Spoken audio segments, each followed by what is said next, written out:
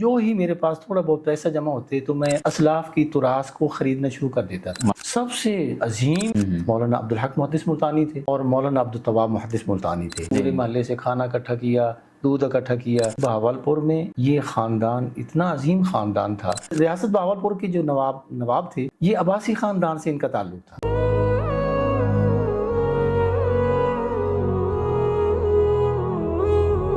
السلام علیکم ورحمۃ اللہ وبرکاتہ۔ معزز ناظرین کرام، نصر اللہ خالد سننا اسٹوڈیو کے پلیٹ فارم سے آپ کی خدمت میں حاضر ہے، اور اس بار ہم اپنے اس پلیٹ فارم سے ایک نیا منفرد سلسلہ لے کے آپ کی خدمت میں حاضر ہو رہے ہیں، جس کا نام ہے تذکرہ میرے اسلاف کا۔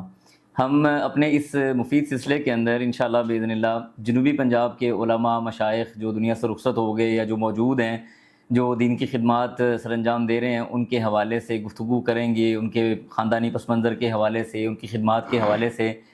اور اس مبارک سلسلے کے لیے گفتگو کرنے کے لیے ہم نے اسٹوڈیو میں دعوت دی ہے ہمارے استاد، ہمارے مربی، ہمارے شیخ محترم جناب حضرت مولانا حکیم فاروق صاحب حافظہ اللہ، کہ وہ ہمارے ساتھ اسٹوڈیو میں موجود ہیں اور وہ گفتگو کریں گے علماء کرام کے حوالے سے۔ تو سب سے پہلے شیخ کو ویلکم کرتے ہیں۔ السلام علیکم ورحمۃ اللہ وبرکاتہ۔ وعلیکم السلام ورحمۃ استاد محترم کیسے ہیں آپ؟ اللہ کی خیریت سے ہیں؟ رحمت، آپ سنائیں؟ الحمدللہ، الحمدللہ۔ آپ کا یہ حج کا سفر کیسے رہا ہے؟ جی اللہ کا شکر الحمدللہ، بہت زبردست، اللہ کا بڑا احسان۔ ماشاءاللہ بڑی خوشی ہوئی، اللہ نے یہ سعادت بخشی آپ کو۔ یہ ہمارے اسٹوڈیو کے تمام احباب کے لیے بہت بڑا اعزاز ہے۔ جزاک اللہ خیر، بارک اللہ فیک۔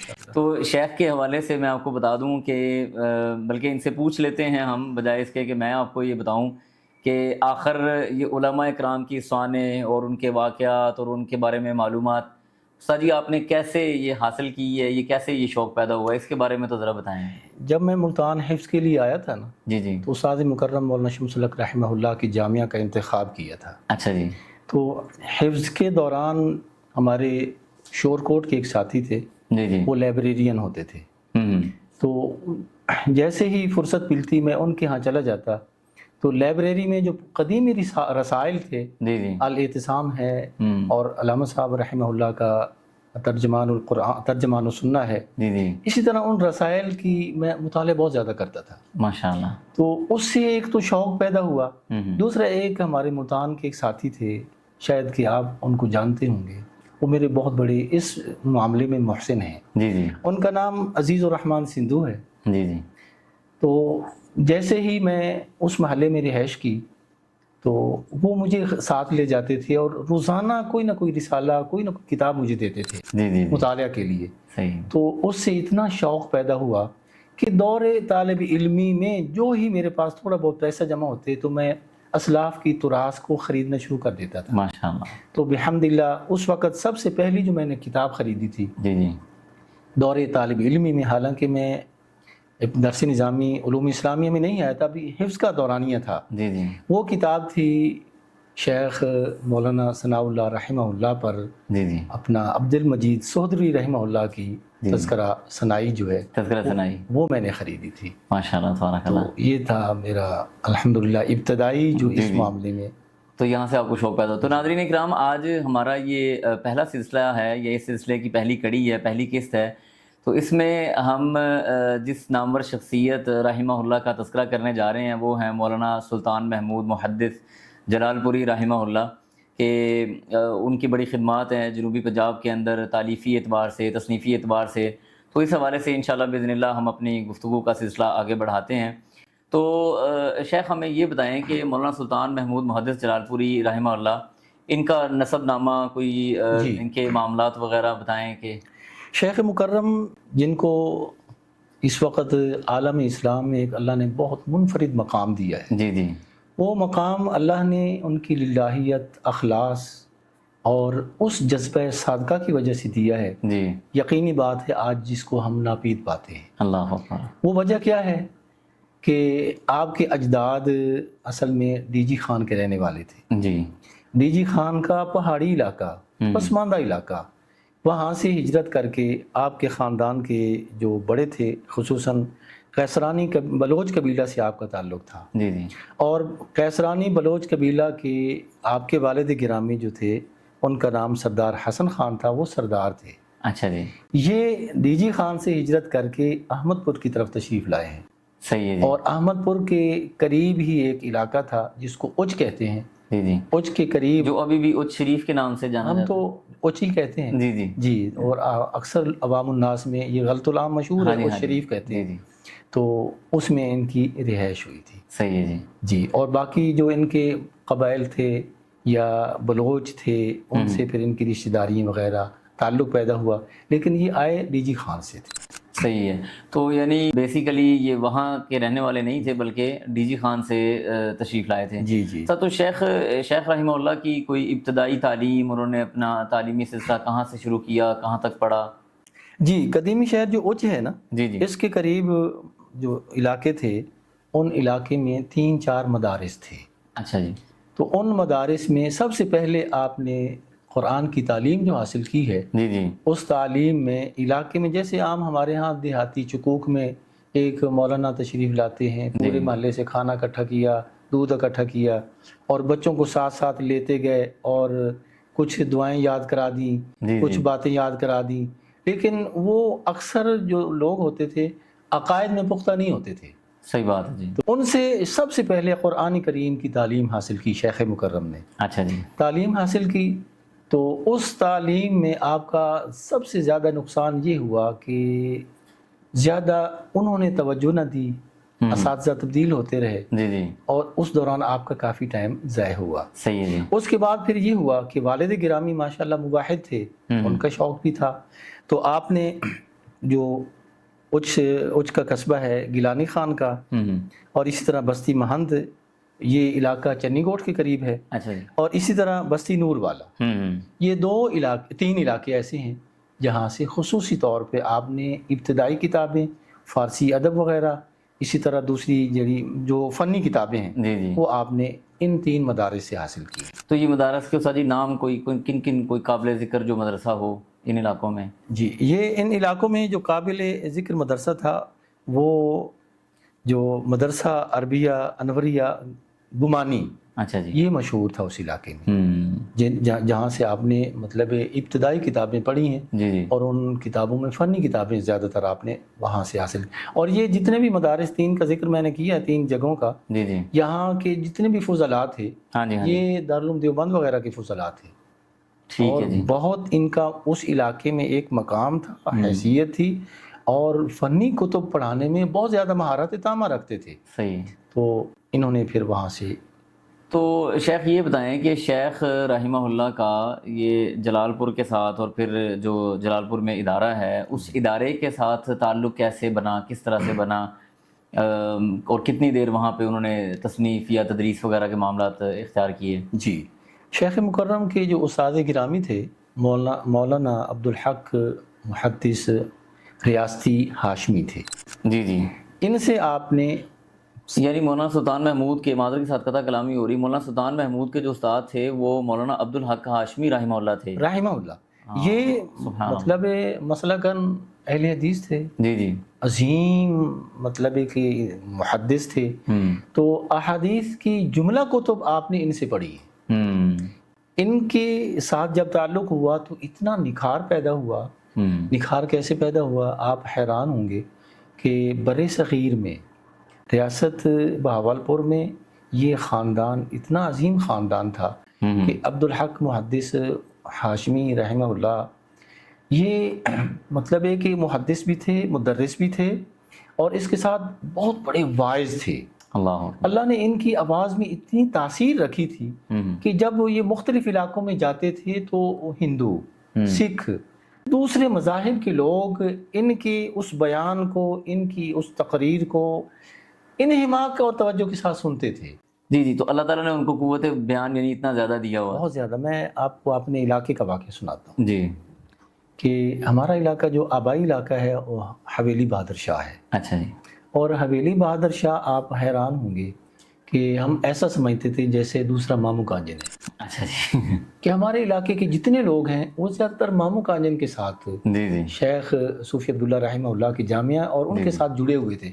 بچپن میں جب شعوری زندگی میں ہم آئے ہیں نا، جی جی، تو گھر میں ہم نے سب سے زیادہ جو واقعات سنے ہیں وہ شیخ صوفی رحمہ اللہ عبداللہ صاحب رحمہ اللہ کے واقعات سنے تھے، ان کی کرامات سنی تھی، تو یہ بھی اصل میں دین کی طرف لانے اور رغبت کے سبب بنا ہے. جی بات. اچھا شیخ، ہماری سالانہ کانفرنس ہوتی تھی حویلی بہادر شاہ میں، تو یہ شیخ عبدالحق ہاشمی رحمہ اللہ، شیخ جلال پوری رحمہ اللہ کے استاد گرامی یہاں احمد پور سے بذریعہ ٹرین یہ رستم سرگانہ جو ہمارا اسٹیشن تھا قریبی یہاں اترے. اچھا جی. حویلی بہادر شاہ رستم سرگانہ سے تقریباً 4-5 کلومیٹر کا فاصلہ ہے. جی. وہاں سے ہمارے جو بڑے بزرگ تھے یہ شیوخ کو، علماء کرام کو اسٹیشن سے بذریعہ یہ اپنا یکا یا اپنا گھوڑے پہ تانگا گھوڑا وغیرہ جو چلتا تھا اس پہ لاتے تھے. ہاں جی. تو شیخ مکرم جب تشریف لائے تو دوسرے علماء کو لینے کے لیے احباب وہاں پہنچے اسٹیشن پہ، تو اس وقت شیخ مکرم حویلی بہادر شاہ میں تقریر کر رہے تھے، جی بیان کر رہے تھے، رات کا بیان ہوتا تھا ان کا. لوگ بتاتے ہیں کہ شیخ مکرم کی آواز ہم نے رستم اسٹیشن پہ رات کو سنی تھی، یعنی 4-5 کلومیٹر کی دوری پہ. جی یہ جہیر الصوت تھے. اتنا اللہ تعالیٰ نے مطلب ان کی آواز میں ایک تو تاثیر اور جہیر الصوت تھے، دور دور تک لوگ جو ہے ان کی آواز سن کر پہچانتے تھے. سبحان اللہ. اچھا شیخ یہ بتائیں کہ مولانا سلطان محمود محدث جلال پوری رحمہ اللہ انہوں نے کتنے مدارس میں پڑھایا، یا کہ صرف ایک ہی جگہ پہ بیٹھ گئے اور اس کے بعد پھر ساری زندگی وہیں پہ ہی اپنی گزار دی؟ جی شیخ مکرم اصل میں ہوا یہ کہ جلال پور کی جماعت ایک قدیمی جماعت تھی. جی. چند احباب تھے لیکن وہ باشعور اور دین کے ساتھ اتنی ان کی محبت تھی، اتنا تعلق تھا. اس کی وجہ بنیادی یہ تھی کہ ملتان کے مولانا عبدالحق محدث ملتانی رحمہ اللہ یہ مختلف علاقہ جات میں نا دورہ جات فرماتے تھے، دعوتی تبلیغی. صحیح ہے جی. جمعہ پڑھایا، خطبہ دیا، خطبے کے بعد ان کا طویل تقریر ان کی ہوتی تھی، درس ہوتا تھا، درس قرآن جو فارسی میں یہ تحریر فرماتے تھے اور اس میں سرائکی میں یہ اس کو بیان کرتے تھے، اور وہ طویل ترین دورانیہ ہوتا تھا. دور سے احباب جو ہیں جمعے کے خطبے میں بھی شریک ہوتے تھے لیکن خصوصی اور درس میں شریک ہوتے تھے. اس کے بعد یہ 2-1 دن بعد یہ علاقے سے چلے جاتے تھے دعوت کے لیے. صحیح ہے جی. جلال پور تشریف لے جاتے تھے. وہاں جو ان کے معتقد تھے، مریدین تھے، ان کے اندر یہ جذبہ پیدا ہوا کیوں نہ ہو کہ ہم یہاں ایک ادارہ بنائیں، صحیح ہے جی، جامعہ بنائیں. تو شیخ مکرم رحمہ اللہ کو ان کے استاد گرامی مولانا عبدالحق ہاشمی رحمہ اللہ نے وہاں احمد پور سے جلال پور کے لیے روانہ کیا تھا.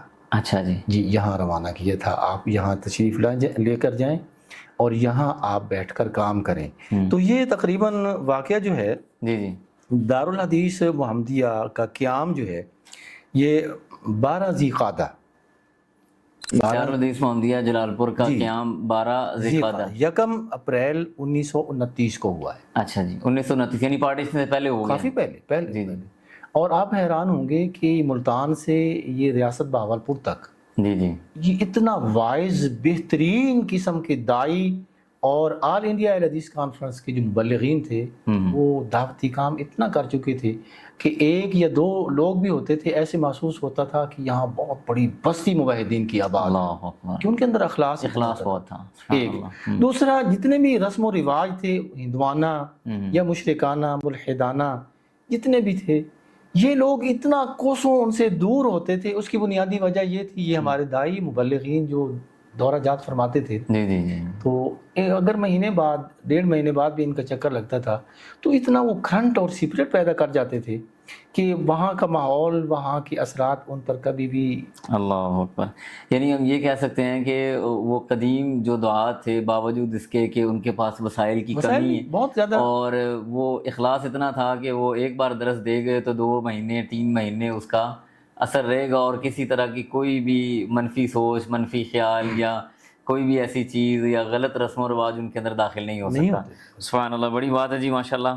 تو شیخ یہ بتائیں کہ مولانا سلطان محمود محدث جلال پوری رحمہ اللہ ان کی تصنیفی بھی خدمات ہیں، کوئی تالیفی تصنیفی خدمات بھی ہیں؟ ان کے جتنے تلامذہ تھے نا جی وہ سب سے پہلے تلامذہ جو ہیں ان میں کچھ ایسے تھے عظیم تلامذہ جنہوں نے ان کے دروس کو نوٹ کیا ہے، اچھا جی، ریکارڈ بھی کیا ہے ماشاءاللہ. اور آپ حیران ہوں گے کہ درس بخاری میں ایک باب پر جو ہے ہمارے شیخ مکرم جامعہ دارالحدیث محمدیہ کے جو شیخ الحدیث ہیں مولانا رفیق المدنی حافظہ اللہ، انہوں نے اس پر پی ایچ ڈی کی ہے. اللہ اکبر. یعنی ایک درس کے کتاب اوپر التوحید پر اچھا ایک کتاب کے اوپر پی ایچ ڈی پوری ہو گئی. پوری پی ایچ ڈی کی ہے. اللہ اکبر. اور ان کا ایک مطلب ہے رسالہ بھی ہے جو اصطلاحات المحدثین کے نام سے جی جو ہمارے ابتدائی طلاب کو باقاعدہ پڑھایا اور ضبط کرایا جاتا ہے اور تقریباً پورے پاکستان کے سلفی مدارس میں پڑھایا جاتا ہے. جی بالکل ایسے ہی ابتدائی طور پہ اصطلاحات المحدثین کے نام سے بالکل وہ پڑھایا جاتا ہے شیخ مکرم کا ہے. لیکن آپ یاد رکھیں کہ شیخ مکرم کی ذمہ داری اتنی ذمہ داری تھی، میں پچھلے دنوں سن کر حیران ہوا کہ شیخ مکرم دن کو پڑھاتے.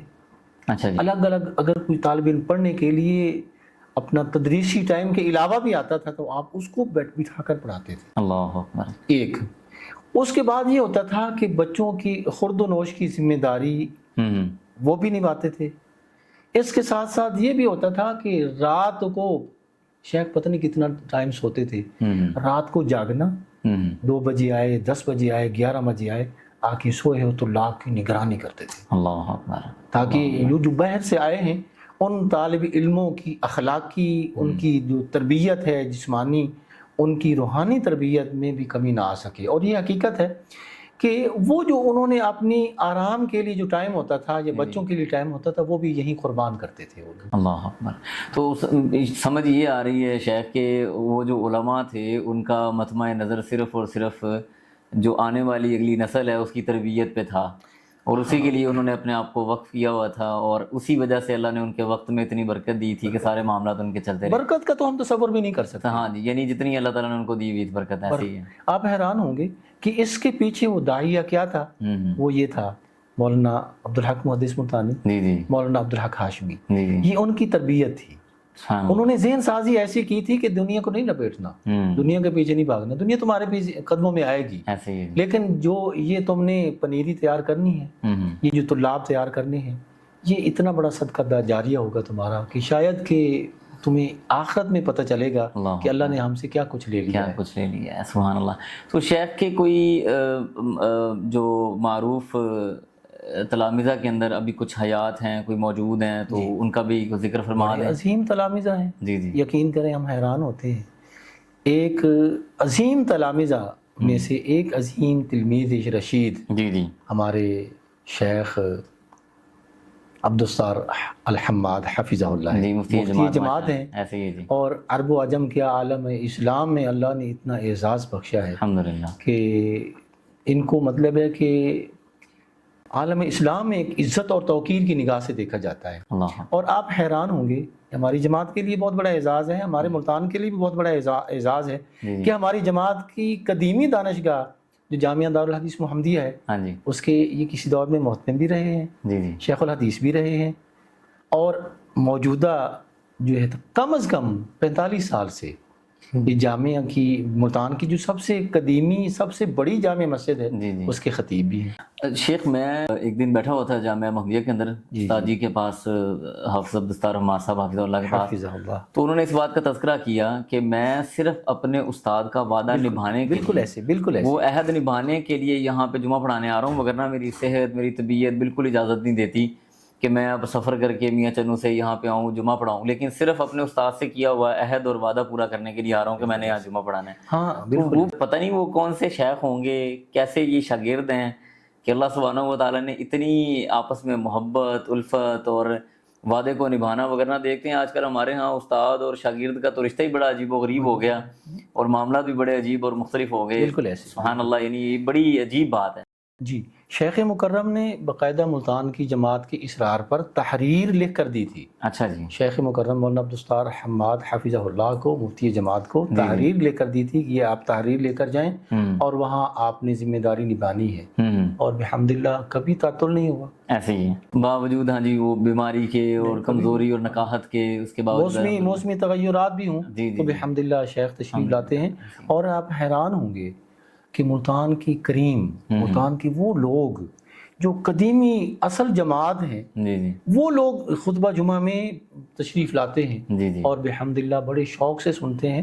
اور شیخ مکرم کا خطاب کیا خطاب ہوتا ہے, جی جی یقین کریں قرآن و سنت کی ادلہ کاملہ سے مزین ان کی گفتگو ہوتی ہے. الحمدللہ. اور آپ یہ بھی جانتے ہیں جی کہ جی شیخ مکرم کو اللہ نے یہ بھی اعزاز بخشا ہے کہ قرآن کی تلاوت بھی اتنا آسان انداز سے جی اور جی بہترین انداز سے کرتے ہیں کہ بالکل دل ایسے ہی کرتا ہے کہ آپ تلاوت کرتے جائیں بندہ سنتا جائے. سبحان اللہ. یعنی ہم بھی, میں جب جمعہ نہیں پڑھاتا تھا, جمعہ پڑھانے سے پہلے میں جمعہ ہمیشہ استاد جی کے پیچھے پڑھتا رہا ہوں الحمدللہ. ابھی بھی اگر کبھی نہ جانا ہو, کوئی مسئلہ مسائل کوئی بات ہو, تو جمعہ ادھر ہی پڑھنے کی سعادت حاصل کرتے ہیں کہ چلیں استاد جی کے پیچھے جا کے کچھ علم حاصل کر لیا جائے. مجھے یاد آ رہا ہے یہ 94 کی بات ہے اچھا جی. کہ میں جامعہ سلفیہ میں گیا, ہم رات وہاں ٹھہرے تو فجر کی جماعت, شیخ مکرم اس وقت وہاں مدرس تھے اور مفتی تھے جامعہ سلفیہ میں. جی جی تو شیخ مکرم نے فجر کی جماعت میں سورہ الجمعہ اور المنافقون کی تلاوت کی. اچھا جی. اور آج بھی ایسے محسوس ہو رہا ہے کہ شیخ مکرم کی تلاوت آج کانوں میں گونج رہی ہے. ماشاءاللہ, اللہ ان کو سیاہ داڑھی مبارک تھی, جو جوان تھے اس وقت, ماشاءاللہ لحیہ مبارک بالکل یہ سیاہ. ماشاءاللہ. اچھا شیخ, یہ مولانا سلطان محمود محدث جلال پوری رحمہ اللہ کا تذکرہ چل رہا ہے, تو ضروری طور پہ لوگ بھی سننا چاہیں گے اور ہماری معلومات میں بھی اضافہ فرمائیں کہ شیخ رحمہ اللہ کی آل اولاد میں سے اب ماشاءاللہ آگے کوئی یہ کام کر رہے ہیں, کسی نے یہ ذمہ داری اٹھائی ہوئی ہے, کس طرح سے چلایا جا رہا ہے نظام کو؟ جی, آپ یہ دیکھیں کہ شیخ مکرم کی زندگی, آپ کے جو ابتدائی حالات ہیں جی جی بڑے محن میں اور ابتلاء میں گزرے ہیں. ہاں جی. تو آپ کو سب سے پہلے میں ایک واقعہ سناتا ہوں کہ شیخ مکرم کے استاد گرامی تھے مولانا الہی بخش مہند. اچھا. یہ آپ کے استاذ تھے. تو ان کی بیٹی کا نکاح ہوا تھا, قریبی عزیز تھے. اچھا جی. تو وہ اللہ کا کرنا ایسا ہوا, اتفاقاً صحبت بری کا شکار ہو گیا, مرزئی ہو گیا, مرتد ہو گیا. جی جی. تو اب باپ کو تو فکر ہوتی ہے, ہمارے ہاں موجودہ دور میں تو کوئی نہیں دیکھتا نا. جی جی. اس وقت وہ دور ایسا تھا کہ بچی کے نکاح کے لیے جو سب سے بہترین انتخاب ہوتا تھا وہ صالح, متدین اور انتہائی نیک سیرت انسان کا, خصوصاً علماء کا انتخاب ہوتا تھا. سبحان اللہ. تو وہ خود بھی عالم دین تھے, وہ تو پریشان ہو گئے. تو ریاست بہاولپور میں انہوں نے مطلب ہے کہ مختلف عدالتوں میں چکر لگائے, لیکن کہیں بھی ان کی سنوائی نہ ہوئی. تو کسی نے مشورہ دیا کہ آپ اس طرح کریں کہ آپ جو نواب صاحب ہیں نا ان کے محل میں پہنچ جائیں, جیسے ہی نکلیں گے نا آپ ان کو درخواست دیں. تو مولانا نے درخواست دی, تو نواب صاحب نے فوراً سائن کیے اور ان کو کہا کہ آپ فوراً چلے جائیں سپریم کورٹ, جو بڑے تھی عدالت تھی اس وقت, جو عدالت تھی, وہاں چلے گئے. وہاں آپ نے وہ درخواست پیش کر دی. اس پر یہ ہوا کہ عدالت نے کیس کو لے لیا. جی جی. تو اس دور کے جو بر صغیر کے چوٹی کے علماء تھے, کیونکہ ریاست کا جھکاؤ احناف کی طرف تھا. صحیح ہے جی. جی, زیادہ تر احناف کی طرف تھا. اور ریاست کے اندر جو سب سے بڑی دانشگاہ تھی, یونیورسٹی تھی, اس وقت جامعہ عباسیہ کے نام سے وہ جانی جاتی تھی اور مشہور تھی. صحیح ہے جی. کیونکہ ریاست بہاولپور کے جو نواب تھے یہ عباسی خاندان سے ان کا تعلق تھا. جی بالکل ایسے ہی, عباسی ان کو کہا جاتا ہے. اسی لیے پھر جامعہ عباسیہ کے نام سے ان کی وہ یونیورسٹی تھی, جو موجودہ جامعہ اسلامیہ بہاولپور کے نام سے ہے. اللہ, صحیح ہے, یہ وہ یونیورسٹی ہے. اچھا. اور اس یونیورسٹی کو جامعہ اسلامیہ کے لانے میں آپ کے عظیم اسلاف کا ہی ہاتھ ہے. الحمدللہ. مولانا سید ابوبکر غزنی رحمہ اللہ, یہ ان کے کمالات کہ بھٹو صاحب سے انہوں نے پھر بہت زیادہ رقبہ اس کے لیے جو ہے وہ کروایا, نام کروایا, اور الحمدللہ جامعہ اسلامیہ آج موجود ہے. جی.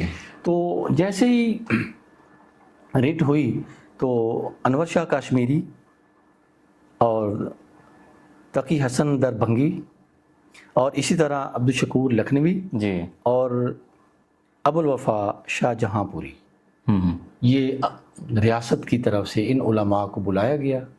انہوں نے دلائل دیے. اچھا جی.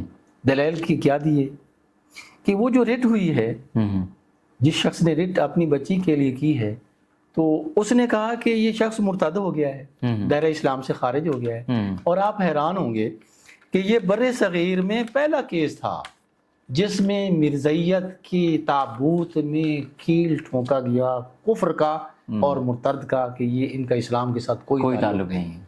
اچھا، یہ 4 بڑے اعظم رجال جو بر صغیر کے چوٹی کے علماء تھے، یہ تشریف لائے کیس کے لیے، انہوں نے دلائل دیے، اور آپ حیران ہوں گے کہ ان کو جو دلائل مہیا کرنے والے تھے وہ کون تھے؟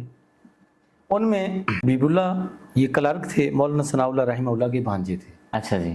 اور اسی طرح عبداللہ یہ انتہائی عظیم انسان تھے، عبداللہ معمار جن کو صحیح ہے جی، یہ محمدیہ پاکٹ بک کے یہ مصنف بھی ہیں۔ اچھا اچھا اچھا، یہ شیخ مکرم مولانا ثناء اللہ رحمہ اللہ کے خصوصی سیکرٹری بھی تھے، اور مولانا ثناء اللہ رحمہ اللہ کے سیکرٹری ہونے کی وجہ سے اتنا ان کے پاس مواد اور اتنا گہرا ان کا مطالعہ تھا سبحان اللہ، کہ کہ ان کا محمدیہ پاکٹ بک جو ہے آج تک مرزیت کے دانت کھٹے کرتا رہتا ہے، ان کا آج تک جواب نہیں دے سکے۔ صحیح بات ہے، صحیح۔ تو یہ 2 تھے مولانا ثناء اللہ رحمہ اللہ کی طرف سے جو ان علماء کو دلائل مہیا کرتے تھے، اور وہ آگے جا کے عدالت میں پیش کرتے تھے، اور عدالت نے ان کو مرتد قرار دیا، کافر قرار دیا، اور نکاح فسخ ہو گیا جی۔ اور وہ نکاح جب فسخ ہوا تو آپ حیران ہوں گے، اس کے بعد مولانا سلطان محمود محدث ملتانی رحمہ اللہ کے جو استاد گرامی تھے، مولانا عبدالحق ہاشمی رحمہ اللہ جی جی ریاستی،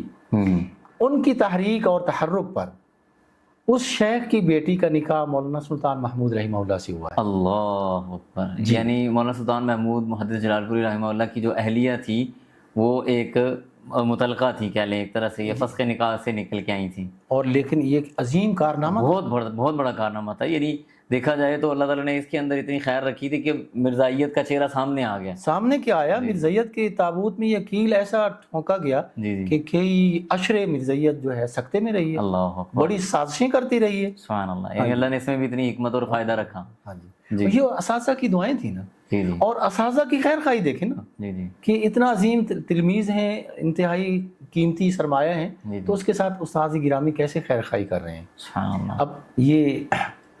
اب شیخ مکرم مولانا عبدالحق ہاشمی رحمہ اللہ کے وہ استاد تھے جن کی بیٹی کا یہ مسئلہ تھا، وہ استاد بھی تھے، اور انہوں نے پھر مولانا سلطان محمود رحمہ اللہ کا نام پیش کیا اس بچی کے لیے۔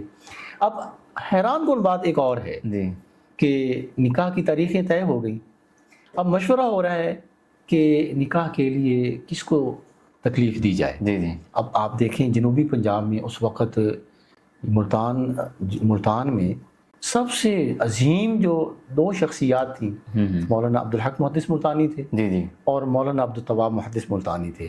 تو مولانا عبدالحق محدث ملتانی کے عبدالحق محدث ہاشمی جو تھے وہ شاگرد تھے، اور مولانا سلطان محمود رحمہ اللہ ان کے شاگرد تھے۔ اب ان کی ذہنی طور پہ خواہش تھی کہ شیخ محدث ملتانی کو تکلیف دی جائے نکاح کے لیے، لیکن انہوں نے کہا کہ ان کا مزاج انتہائی نفیس ہے، طویل ترین سفر ہے، آگے پھر اسٹیشن سے دیہاتی چکوک میں جانا انتہائی تکلیف دہ عمل ہے، تو ان کو نہ بلایا جائے، یعنی ان کو تکلیف نہ دی جائے، ان کو تکلیف زحمت نہ دی جائے۔ لیکن جلال پور کی جماعت میں سے کسی شخص نے شیخ مکرم کو بتا دیا کہ ان کی نکاح کی تاریخیں یہ طے ہو چکی ہیں، تو شیخ مکرم نے رکا لکھا کہ میرا انتظار کرنا ہے، میں پہنچ رہا ہوں اور میں نکاح خود پڑھاؤں گا۔ سبحان اللہ۔ تو شیخ مکرم یہاں سے چنی کوٹ گئے، وہاں سے اس چک میں گئے، اور شیخ مکرم نے خود وہ نکاح پڑھایا۔ اللہ اکبر۔ اب دیکھیں، حیران ہوں گے کہ اللہ نے بیٹا دیا، وہ بیٹا کون ہے، کیا نام ہے اس کا؟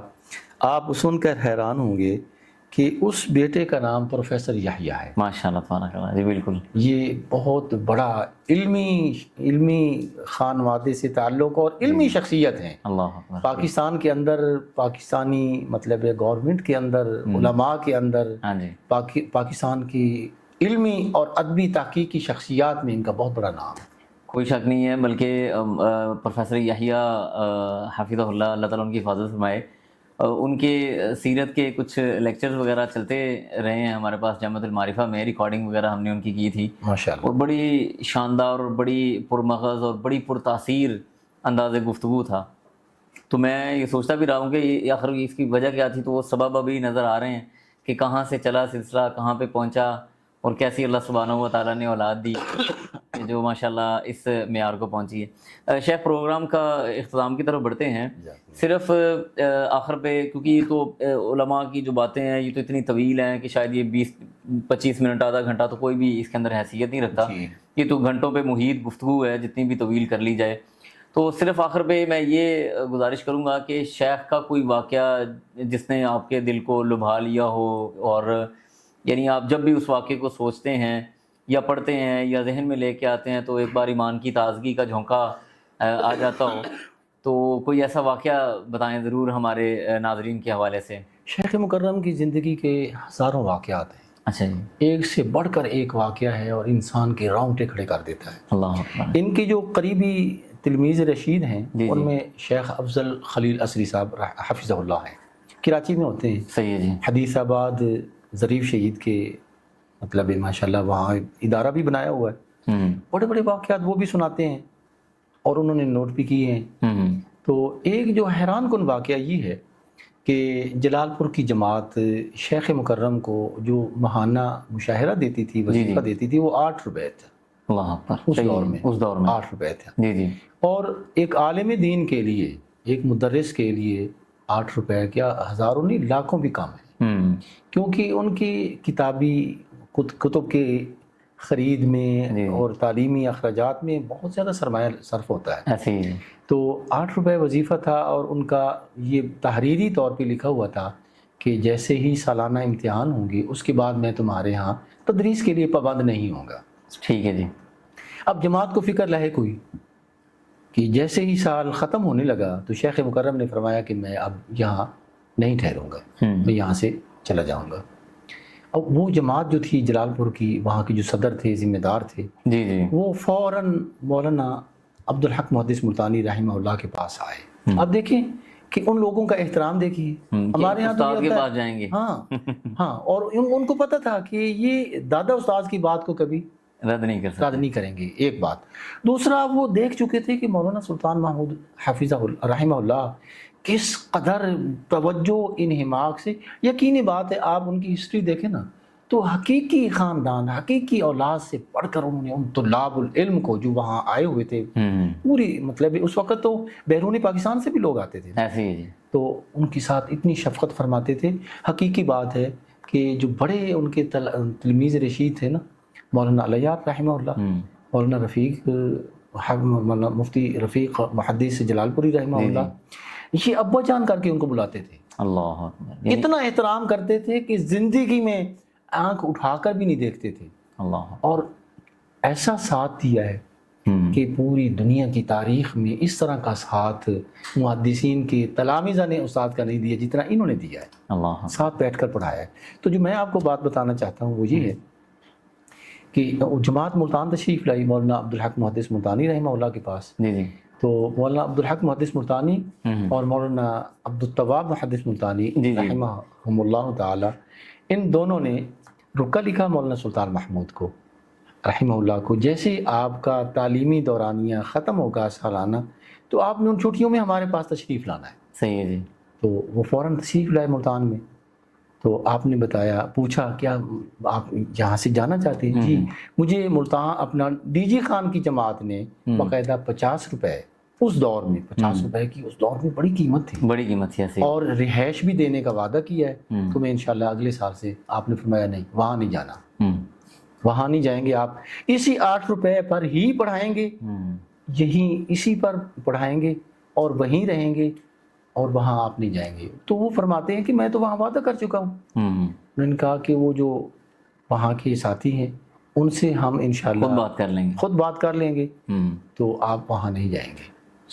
تو اس کے بعد آپ حیران ہوں گے کہ مولانا انیس اللہ کفخانی رحمہ اللہ اس بات کے گواہ ہیں. انہوں نے لکھا بھی ہے کہ حکیم اشرف صاحب لیل پور والے، انہوں نے بڑی سفارشیں کرائیں کہ آپ ہمارے ہاں تشریف لائیں، آپ کو گاڑی دیں گے، ملازم دیں گے، کوٹھی دیں گے، اتنا کچھ دیں گے آپ تصور بھی نہیں کر سکتے. اللہ اکبر. تو مولانا سلطان محمود فرماتے ہیں مولانا انیس اللہ کو کہ مولوی میں نے تو اتنا کچھ ٹھکرا دیا ہے اساتذہ کے لیے کہ میں ان اساتذہ کی بات کو میں نبھا رہا ہوں، اور اس کم مشاہرے پہ बिहम्दिल्लाह मैं पढ़ा रहा हूँ। अल्हम्दुलिल्लाह। ये इतनी हैरान कुन और मुतासिर कुन उनकी बात है, और भी वाक़यात हैं, लेकिन ये हमारे हमारे जो मौजूदा मुदर्रिसीन हैं, उलमा हैं, दीन से जुड़े हुए हैं ना, उनके लिए बहुत बड़े, इसके अंदर एक बहुत ये मशाल राह है एक तरह का, और बहुत बड़ी नसीहत है कि इंसान बाज़ औक़ात मादी चीज़ को अहमियत दे देता है, लेकिन इन उलमा ने इन चीज़ों को अहमियत नहीं दी। शेख मौलाना सुल्तान महमूद मुहद्दिस जलालपुरी रहमतुल्लाह की वफ़ात किस सन में हुई है? जी, शेख मुकर्रम की वफ़ात जब हुई थी ना, जी जी, तो हम मुल्तान से गए थे। अच्छा जी।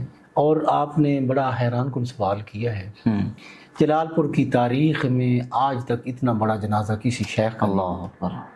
जलालपुर की तारीख़ में ये भी लिखा है कि इतना बड़ा जनाजा भी किसी के नहीं हुआ, और तमाम मसालिक और मज़ाहिब के लोग जो थे वो रो रहे थे। वो कहते हैं कि अहले हदीसों को कहते थे कि तुम नहीं, हम यतीम हुए हैं। इन लोगों का सलूक, इन लोगों ने, इन शयूख ने जो हमारी सरपरस्ती की है रात के अंधेरों में, वो लोग जिनके यहाँ खाना नहीं होता था, ये अपना खाना उठा के वहाँ पहुँचाते थे। अल्लाह। तो उस जनाजे में हम भी मुल्तान से बिहम्दिल्लाह शरीक हुए थे। तो ये जनाजा जो है, जी जी, शेख मुकर्रम का जनाजा, ये गालिबन 4 नवंबर 1995 को हुआ है। 95 में आपकी पैदाइश जो है वो 1906 की है।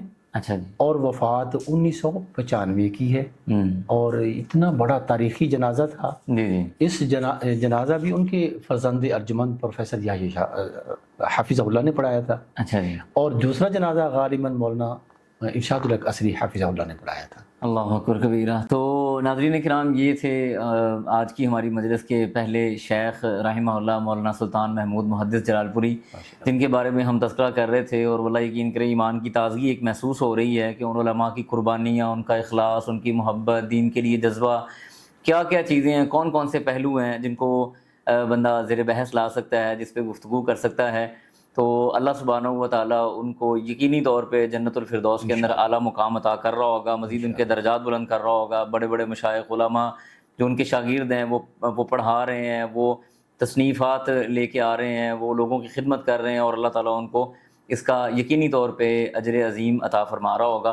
तो इन्हीं बातों के साथ हम अपने इस प्रोग्राम का इख्तिताम करते हैं, और इंशाअल्लाह आइंदा अगली मजलिस में नए शेख की सानह के साथ आपकी खिदमत में हाज़िर होंगे।